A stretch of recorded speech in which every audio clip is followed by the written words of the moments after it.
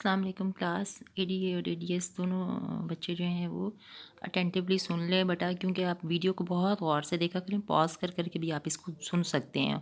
और अक्सर बच्चों का बार बार आ रहा है लिंक ओपन नहीं होता। लिंक आराम से मेरे पास तो ओपन हो रहा होता है, अगर कोई नेट का पैकेज नहीं है या सिग्नल्स प्रॉपर नहीं आ रहे होते तो नेट का इशू होता है। और दूसरी बात ये कि आपको दो चैनल्स मैंने दिए हुए हैं। एक तो आप डायरेक्टली लिंक को क्लिक करके भी ओपन कर सकते हैं, दूसरा आप कॉलेज के मेन चैनल पे जाएं, वहाँ से आप साइकोलॉजी का जो सब चैनल है उसको ओपन करें तो उसके अंदर आपकी उसमें हम साइकोलॉजी वाले जो लोग हैं, हम फर्स्ट ईयर से फोर्थ ईयर तक सारे लेक्चर्स अपलोड करते हैं। आपने अपना सिर्फ एडी और एडीएस का लेक्चर देखकर तो वही सुनना होता है। और उसके अलावा मैंने आपको अभी ये वाला जो अगला पोर्शन है ये तो मैंने नहीं कराया था। शुरू के 2-3 टॉपिक्स जो मैंने आपको करवाए हैं वो मैंने मैथ्स कॉम के बच्चों को भी करवाए थे स्लाइड्स बना के। तो मैथ्स कॉम में भी मेरे कुछ लेक्चर्स 2-3 लेक्चर्स छुट्टियों से पहले के रिकॉर्डेड थे, अप्रैल मार्च अप्रैल जून के महीने के, मेरा ख्याल है जून जुलाई के ना। तो वहाँ से भी आपको कुछ शुरू के चैप्टर्स में से इन्फॉर्मेशन मिल सकती है। अब मैंने हाफ टॉपिक आपको हिस्टोरिकल बैकग्राउंड वाला करवाया था, हिस्टोरिकल पर्सपेक्टिव वाला। उसमें 5 मेन इराज मैंने आपको बताए थे। पहला इरा जो है वो एंशियंट पीरियड था, उससे अगला ग्रीक पीरियड था, फिर उससे अगला रेनेसेंस पीरियड आता है, फिर जो है वो तीसरा जो पीरियड आता है वो आता है मेडिवल पीरियड, चौथा रेनेसेंस है और पांचवा जो है वो मॉडर्न एज का है। तो रेनेसेंस का जो पीरियड है वो तकरीबन रिवाइवल ऑफ नॉलेज का पीरियड कहलाता है। और ये जो एरा है ये मेन जो अब बच्चियों ने लिखा हुआ था साइंटिस्ट के जो कॉन्ट्रीब्यूशन है उनकी, हर साइंटिस्ट की एज ब्रैकेट्स के अंदर। एक बच्ची ने फॉर एग्जांपल मुझे जो भेजा था असाइनमेंट, उसके अंदर उसने ऐसे ही किया हुआ था। तो ऐसे नहीं करना आपने बेटा, आपने मेजर जो जैसे ग्रीक्स का मेजर जो टाइम पीरियड था वो कौन सी सेंचुरी में था ये आपको मेनली चीज़ पता होनी चाहिए, ठीक है। अब जैसे मुस्लिम फ़िलासफ़र्स का था, ये ग्रीक पीरियड से बहुत अर्ली पीरियड था, एंशियंट के साथ ही ऑलमोस्ट अटैच होता है, बहुत ज़्यादा कदीम तरीन जो पीरियड है। जब से ये लिखने पढ़ने का दौर शुरू हुआ तो एंशियंट इजिप्ट से शुरू हुआ और वहाँ से ग्रीक्स ने नॉलेज को बोरो किया और उन्होंने इसमें मज़ीद रिसर्च की और यूनिवर्स के हवाले से उन्होंने बताया कि कितने एलिमेंट्स यूनिवर्स मिलकर बनी और वहाँ से आगे फिर एटम कैसे बना और ये सारी चीज़ें उन लोगों ने बताई। उसके बाद नेक्स्ट कंट्रीब्यूशन आ जाती है डार्क एजेस, मेडिवल पीरियड के अंदर जो पहला सब पीरियड है वो डार्क एजेस का था, जिसमें यूरोपियन का बिल्कुल जो है वो डाउनफॉल आया और उनका बिल्कुल जो है वो जो जितना नॉलेज अब तक वो गेन कर चुके थे, जो लाइब्रेरीज थी वो बर्न आउट कर दी। और क्रिश्चियनिटी का जो रिलीजन था वो ओवरकम आ गया, डोमिनेंट हो गया और उसने मज़ीद किसी भी रिसर्च जो है उसको ब्लॉक कर दिया। और उसी टाइम पीरियड में तकरीबन ये था 6 सेंचुरी से 12 सेंचुरी तक ऑलमोस्ट टाइम था, 5-6 सदियों का, जिसमें मुस्लिम फ़िलासफ़र्स की ग्रेट कंट्रीब्यूशन सामने आती हैं। वो सारी पिछले लेक्चर्स में हमने किए हैं। अब उससे नेक्स्ट इरा जो आता है फोर्थ वन, पहला इरा एंशियंट है, दूसरा इरा ग्रीक पीरियड है, तीसरा इरा जो है वो मेडिवल है और फोर्थ इरा रेनेसेंस पीरियड है। रेनेसेंस का मतलब होता है revival of knowledge, renewal of knowledge, यानी इसमें जो है नॉलेज का रिवाइव होना शुरू हुआ प्रॉपर तरीके से। यूरोपियंस जो थे वो फ्लॉरिश हुए, उन्होंने मुस्लिम जो फिलासफर्स थे उनकी कॉन्ट्रीब्यूशंस को बेस बनाते हुए उन्होंने अपनी जो थेरीज हैं ज़्यादातर वो दी। और ये टाइम पीरियड 17 से 19 सेंचुरी तक है। रेनेसेंस प्लस मॉडर्न जो पीरियड है, मॉडर्न पीरियड ज़रा 19 सेंचुरी के मिड से लेकर एंड तक चलता है। और ये स्टार्ट वाली जो रेनेसेंस पीरियड है इसमें ज़्यादातर 16, 17 या 18 सेंचुरी की जो तकरीबन 18 तक जो कॉन्ट्रीब्यूशन है वो इसके अंदर शामिल है। तो ये पीरियड जो है ये ग्रेट कॉन्ट्रीब्यूशंस का पीरियड था और इसमें ज़्यादा एम्फेसिस जो था वो मेथोडोलॉजी पर था, साइंटिफिक मेथड्स के ऊपर जो था एम्फेसिस था साइंटिस्ट का। और ये वाला पीरियड जो है ये साइंटिफिक रेवोल्यूशन का पीरियड कहलाता है। अब इसमें जो मेन कंट्रीब्यूटर्स हैं उनकी बिल्कुल थोड़ी थोड़ी सी डिटेल जो है वो इसमें उन्होंने बताई हुई है। यही आपने इतनी, मैंने कुछ पॉइंट्स को हाईलाइट भी किया, कुछ आप खुद भी पढ़ के देखा करें। जो इंपॉर्टेंट कंट्रीब्यूशन है सिर्फ उससे आपने फोकस करना है। जैसे एक बच्चे ने 1 और 2, 3 पॉइंट करके बनाई हुई थी, बिल्कुल वैसे ही बनानी है। उसके अलावा अगर कोई इस हवाले से आप जो व्हाट्सएप पर बिल्कुल फजूल किस्म के रेलेवेंट क्वेश्चन करते हो, उसमें कोई पॉइंट किसी कंट्रीब्यूटर की कंट्रीब्यूशन क्लियर नहीं है तो वॉइस मैसेज करके मैं उसको दोबारा री एक्सप्लेन कर दूंगी। इसमें कोई ऐसा इशू नहीं कि सिर्फ वीडियो से समझ नहीं आ रहा। आपको जो चीज़ समझ नहीं आती आप व्हाट्सएप पे डिस्कशन कर सकते हैं मेरे से। जो ग्रुप बनाया है वो इसी पर्पज़ के लिए बना है। तो इसमें सबसे पहले कंट्रीब्यूटर हैं फ्रांसिस बेकन। तो फ्रांसिस बेकन जो है उसकी कंट्रीब्यूशंस क्या थे, उससे नेचर को ऑब्जर्व किया, साइंटिफिक जो मेथड्स हैं उनको यूज़ करते हुए नेचर को ऑब्जर्व किया और एम्पिरिकल मेथडोलॉजी और इंडक्टिव रीजनिंग जो है वो उसने यूज़ की। इंपेरिकल मेथडोलॉजी क्या होती है, एम्पेरिसिज्म जो होता है वो साइंटिफिकली बेस्ड नॉलेज होता है जिसमें आप चीज़ों को प्रूव करते हो, लॉजिफाई कर रहे होते हो और कोई ना कोई उनकी सॉलिड बेस होती है जब आप कोई नॉलेज देते हैं। तो इंडक्टिव डिडक्टिव रीजनिंग जो है ये मेन 2 तरह की रीजनिंग है। थिंकिंग के अंदर ये दोनों टाइप्स आएंगी और नेक्स्ट थिंकिंग के चैप्टर में हम इसको पढ़ेंगे। अभी मैं वैसे ही बता देती हूँ कि इंडक्टिव में ये होता है कि स्पेसिफिक फैक्ट से जनरल फैक्ट्स की तरफ हम मूव कर रहे होते हैं। जो डिडक्टिव होती है उसमें हम इंडक्टिव में इंड्यूस कर रहे होते हैं कि स्पेसिफिक फैक्टर से हम जनरल फैक्टर्स को अख्स कर लेते हैं, जबकि डिडक्टिव इंडक्टिव रीजनिंग में हम डिड्यूस कर रहे होते हैं, उसमें हम जनरल फैक्टर से सिंगल फैक्टर की तरफ आते हैं। इस सब टॉपिक की डिटेल नेक्स्ट थिंकिंग वाले चैप्टर में भी हमने इन डिटेल करनी है। तो जो फ्रांसिस बेकन था वो सपोर्टिव था इंडक्टिव रीजनिंग का। एम्पिरिकल मेथडोलॉजी उसने इंट्रोड्यूस करवाई, साइंटिफिक ऑब्जर्वेशन का जो मेथड है वो उसने यूज़ किया। फिर वो एक बहुत बड़ा एसेइस्ट भी था, यानी इंग्लिश के ऊपर उसने काफ़ी सारे ऐसे भी लिखे और उसने एक्सट्रीम चेंजेस साइंटिफिक मेथड के अंदर इंट्रोड्यूस करवाए। नेक्स्ट है गैलीलियो से आप शायद वाकिफ़ भी होंगे, कुछ बच्चों ने इसके बारे में पढ़ा भी होगा कि उसने एविडेंस प्रोवाइड किया था अर्थ के हवाले से कि उससे पहले ये कहा जाता था कि अर्थ स्टेशनरी है यानी साकन है, लेकिन उसने कहा कि अर्थ और दूसरे सारे स्टार्स जो हैं वो रिवॉल्व कर रहे हैं अराउंड द सन, ये उसने स्टेटमेंट प्रोवाइड की। फिर लॉ ऑफ फॉलिंग बॉडीज़ भी उसने बताया कि फॉलिंग बॉडीज़ जो नीचे ज़मीन की तरफ गिर रही होती हैं तो कौन सी फोर्स है, क्या किस वजह से वो नीचे की तरफ आ रही होती हैं, और इसने डिफरेंट एक्सपेरिमेंट्स भी किए और मैथमेटिक्स के अंदर भी कॉन्ट्रीब्यूशन उसकी हैं। नेक्स्ट है विलियम हार्वे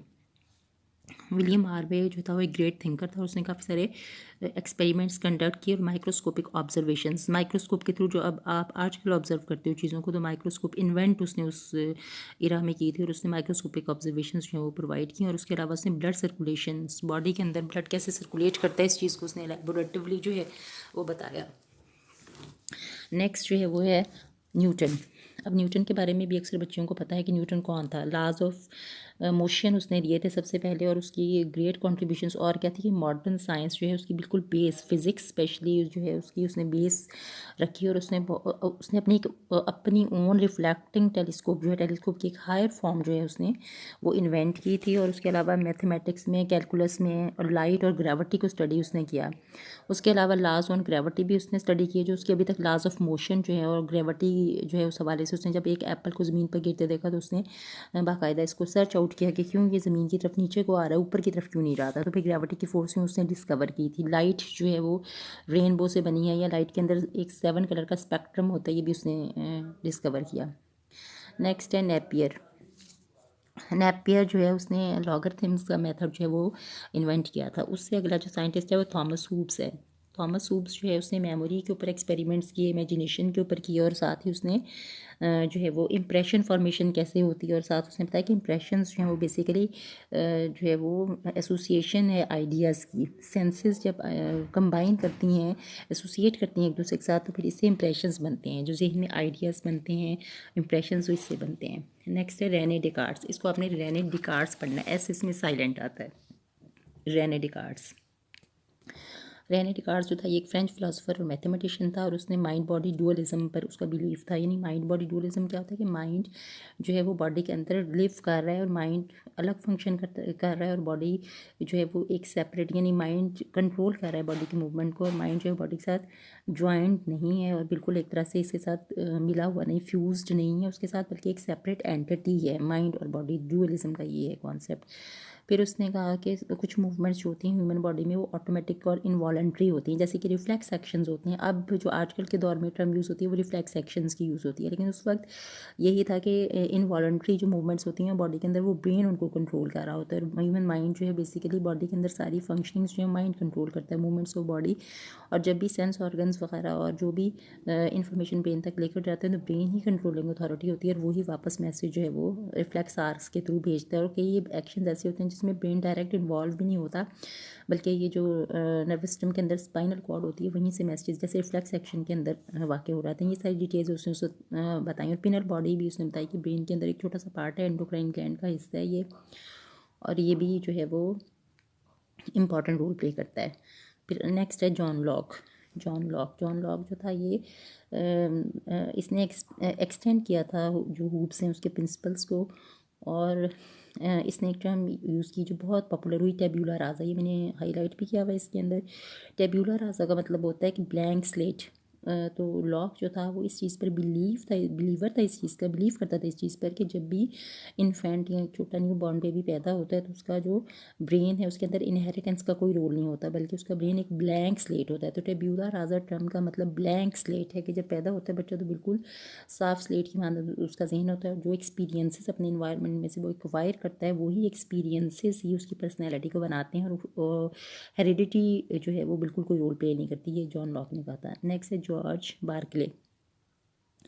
जॉर्ज बार्कले जो है उसने ये कहा कि उसका ज़्यादातर जो आइडिया था वो मेंटलिज्म के हवाले से था कि मेंटल वर्क कैसे करता है, मेंटल प्रोसेस क्या होते हैं, मेंटल एस्पेक्ट्स क्या हैं लाइफ को गुजारते हुए, और रियलिटी ऑफ माइंड क्या है। फिर उसने theory of vision, depth perception और स्पेस परसेप्शन भी, उसने ये दो थेरी सेंसेस के हवाले से, विजन्स के हवाले से उसने जो है वो दी।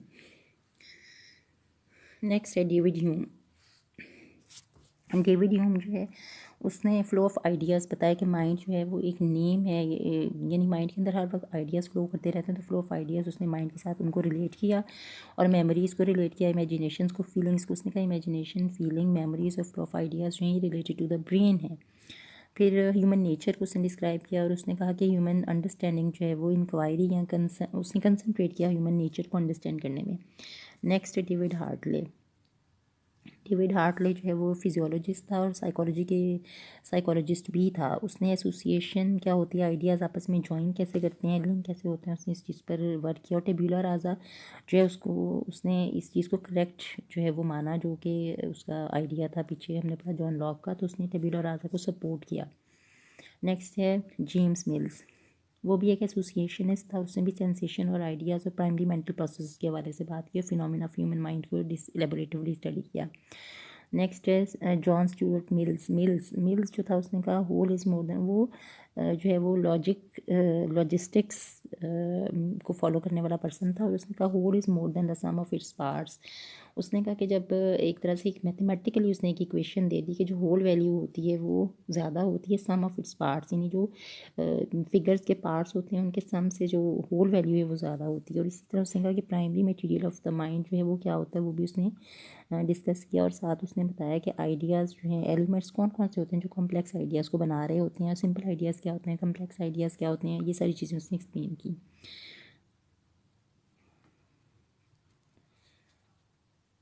नेक्स्ट जो है उन्होंने इसमें फ्रांसिस गैल्टन का जो है वो बताया हुआ है इसके अंदर, लेकिन ये थोड़ा सा मॉडर्न पीरियड में जाकर आता है। आप इसको एंड में जहाँ पे वेलम वूंट है उससे पहले आप इसकी प्लेसमेंट रखें फ्रांसिस गैल्टन की, वहीं पर मैं आपको इसकी डिटेल बताती हूँ आगे। नेक्स्ट है हर्बर्ट जॉन फ्रेडरिक। जो हर्बर्ट था ये कि मैथमेटिकल बेसिस पर उसने साइंटिफिक साइकोलॉजी क्या होती है उसने उसकी मैथमेटिकल बेसिस को एक्सप्लोर किया। और उसने जो है वो उसकी एफर्ट्स ये थी कि वो बताना चाह रहा था कि जो है वो रिलेशनशिप क्या है, फ़िज़िकल जो हमारे स्टिमुलाई हैं, यानी मैथमेटिकल रिलेशनशिप जो है वो ढूंढना चाहता था। फिज़िकल मैग्नीट्यूड्स क्या हैं, उनकी क्वांटिटी क्या होती है, एक्सटर्नल स्टिमुलाई किस तरह हमारी बॉडी ऑर्गन्स को इफेक्ट कर रहे होते हैं, उसने इसको क्वान्टिटेटिवली जो है वो डिस्क्राइब करने की कोशिश की। नेक्स्ट है, नेक्स्ट हेडिंग अब स्टार्ट हो जाती है मॉडर्न पीरियड की। पीछे गैल्टन जो मैं छोड़ आई हूँ वो मैं नेक्स्ट मॉडर्न पीरियड के अंदर उसको ऐड करूँगी। वेलम वूंट से पहले जो है वो आता है ये, ठीक है। उसमें जो ये असल में सर फ्रांसिस गैल्टन जो था डार्विन का कज़न था। डार्विन की स्टडी के आगे पीछे ही इसकी भी रिसर्च जो है वो इंक्लूड हुई और उसने एक्सपेरिमेंट्स किए, जो कि अभी मैं आपको इसकी डिटेल फिर आगे बताती हूँ। पहले मॉडर्न पीरियड जो है ये वाला जो यहाँ से गैल्वानी है, ये गैल्वानी वाला जो टॉपिक है ना ये मॉडर्न पीरियड के अंदर आता है। आप इसके अंदर जो हेडिंग मॉडर्न पीरियड की है वो इसमें कट गई हुई है। आप यहाँ पर मॉडर्न पीरियड स्टार्ट हो रहा है, आप यहाँ पर इसको हाईलाइट कर लीजिएगा। ये मॉडर्न पीरियड इस पेज के ऊपर जो है ये गैल्वानी फर्स्ट मॉडर्न पीरियड्स के अंदर जो फिलोसफर है वो आता है। रेनेसेंस पीरियड 16 और 18 सेंचुरी का पीरियड है तकरीबन, और 19 सेंचुरी का आलमोस्ट जो है वो पीरियड मॉडर्न पीरियड कहलाता है। गैल्वानी जो था वो सबसे पहले उसने प्रिंसिपल डिस्कवर किया कि कॉन्ट्रैक्ट कैसे करते हैं मसल्स, इलेक्ट्रिकल अगर सिमुलेशन दी जाए डायरेक्टली अटैच की जाए उनके साथ तो वो कैसे रिस्पॉन्स करते हैं, ये गैल्वानी ने डिस्कवर किया। फिर मूलर जो था उसने उसी के एक्सपेरिमेंट्स को आगे बढ़ाया। एक्सपेरिमेंटल मेथड ऑफ फिजियोलॉजी उसने किया, एनिमल्स के ऑर्गन्स जो उसने रिमूव करके उनको अलग से जो है वो एक पेट्री डिश में रखकर उनको इलेक्ट्रिकली स्टिमुलेट किया और फिर उनके रिस्पॉन्सेज उसने नोट किए थे। मूलर ने अलग से ऑर्गन्स को निकाला बॉडीज़ के अंदर से, ये उसका जो है वो अलग से एक एक्सपेरिमेंटेशन थी जो उसने गैल्वानी के आइडिया से मुतासर होकर मज़ीद आगे एनिमल्स पर एक्सपेरिमेंट किए। नेक्स्ट है फ्लोरेसेंस। पायरी फ्लोरेसेंस जो था उसने एक्सपेरिमेंटल कंडीशंस जो मूलर की थी उन्हीं को मज़ीद एक्सटेंड किया और ह्यूमन बींग्स पर उसने इन एक्सपेरिमेंट्स को आजमाया। उसने वर्क किया एनिमल्स के ऊपर और उनके डिफरेंट पार्ट्स को रिमूव किया, उनके नर्वस सिस्टम को। इसका फ्लोरेंस जो था इसका वर्क एनिमल्स पर ही था, लेकिन इसका वर्क जो है वो different parts of nervous system पर था। ये फ़र्क था मूलर से। मूलर ने और डिफरेंट और ऑर्गन्स बॉडी के निकाल के एनिमल्स की स्टडी किया था, जबकि इसने एनिमल्स का नर्वस सिस्टम डायरेक्टली निकाला, नर्व्स को निकाल के अलग से उसने नर्वस सिस्टम जो था उसको स्टिमुलेट किया डिफरेंट पार्ट्स को, फिर चेंजेस देखी एनिमल्स के अंदर। जब ब्रूका था उसने यही स्टडी जो थी वो फिर एक्सटेंड की ह्यूमन बींग्स के ऊपर। उसने देखा कि ह्यूमन बींग्स जो हैं उनके अंदर भी स्पेशली फिर उसने डिस्कवर किया कि उनका left side of the cerebral cortex जो है वो स्पीच की एबिलिटीज़ को जो है वो लेकर आगे बढ़ता है। अगर ये एरिया डिस्ट्रॉय हो रहा था कुछ लोगों में तो उनकी स्पीच की एबिलिटी चली जाती है। तो ये ब्रूका एरिया जैसे स्पीच के साथ रिलेटेड होता है, तो ये ब्रूका के नाम से ही है। नेक्स्ट है फ्रिट्ज।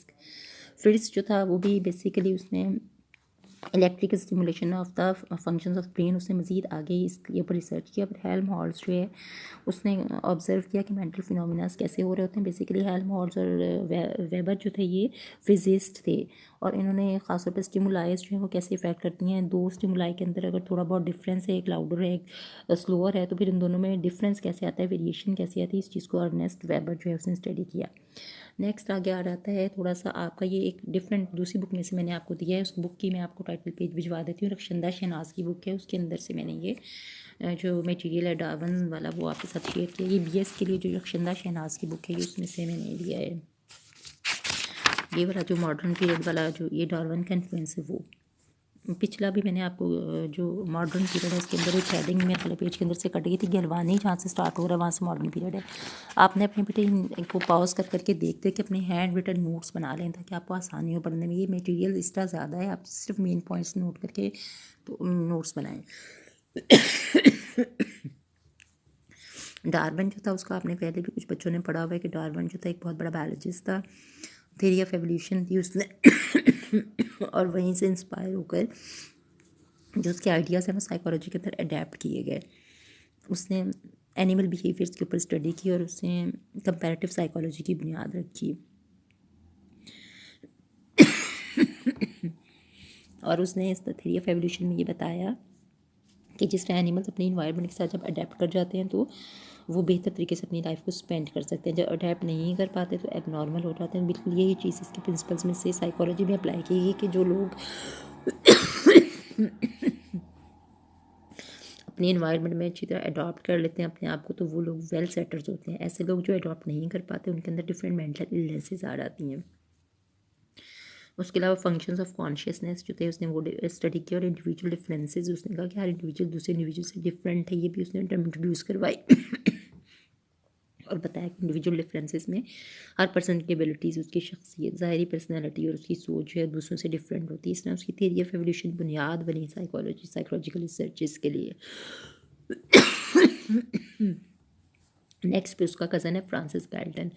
जो फ्रांसिस गैल्टन था उसने इसी स्टडी को जो डार्विन की थी इसको लैबोरेटिवली उसने स्टडी किया। इसके अंदर इंडिविजुअल डिफरेंसेस को स्पेशली उसने स्टडी किया और बाकायदा प्रैक्टिकली एक लैब बनाई उसने और उसके अंदर सेंसेस जो इंडिविजुअल्स की हर इंडिविजुअल की सेंसेस दूसरे से डिफरेंट होती है। उसने सेंसेस की जो एबिलिटी है पर्सन की उसको एक्सपेरिमेंटली चेक किया और डिफरेंट एक्सपेरिमेंट्स उसने अपनी लैब के अंदर कंडक्ट किया। बाकायदा स्टैटिस्टिकल मेथड और different method variety of research method जो है उसको इंट्रोड्यूस करवाए थे गैल्टन ने। नेक्स्ट एंड में विलियम वुंट आता है। विलियम वुंट जो है ये जो है इसका सबसे बड़ा काम ये था कि 1875 में इसने एक साइकोलॉजिकल लैब कायम की, बाकायदा ऑफिशियल साइकोलॉजिकल लैब उसने बनाई जिसके अंदर डिफरेंट एंगल से उसने एक्सपेरिमेंट्स कंडक्ट किए। अब विलियम वुंट जो है यहीं से हमने स्टार्ट करना है। आगे स्कूल ऑफ थॉट जब हमने पढ़ना है उसमें सबसे पहले हमने विलियम वुंट की ही डिटेल पढ़नी है, इसलिए यहाँ पर इसकी इतनी डिटेल नहीं आई है। जस्ट आपने इसका थोड़ा सा ये बताना है कि सबसे फर्स्ट साइकोलॉजिकल लैब इसने ही बनाई थी 1875 में। ये ऑब्जेक्टिव्स के हवाले से, शॉर्ट क्वेश्चन के हवाले से भी इंपॉर्टेंट है। अब यहाँ तक ये आपका जो हिस्ट्री वाला टॉपिक है वो कंप्लीट हो गया हुआ है, ठीक है। उसके बाद नेक्स्ट टॉपिक आएगा स्कूल ऑफ थॉट्स का, जो सिलेबस के अंदर है मेरे ख्याल है आपके वो फिर अब नेक्स्ट में मैं करूँगी लेक्चर में। और इसी को अगर किसी बच्चे को कुछ समझ नहीं आए अभी को ओपन करें, देखें इसको, अगर समझ नहीं आए तो क्वेश्चन आप मुझसे कर लें। और सुबह भी मैंने 9 to 12 मैंने जाना है। अगर इस दौरान में कुछ बच्चे आना चाहते हैं, कोई कन्फ्यूजन दूर करने के लिए, फ़ोटो कॉपी के लिए, तो फिर आ रहे हैं।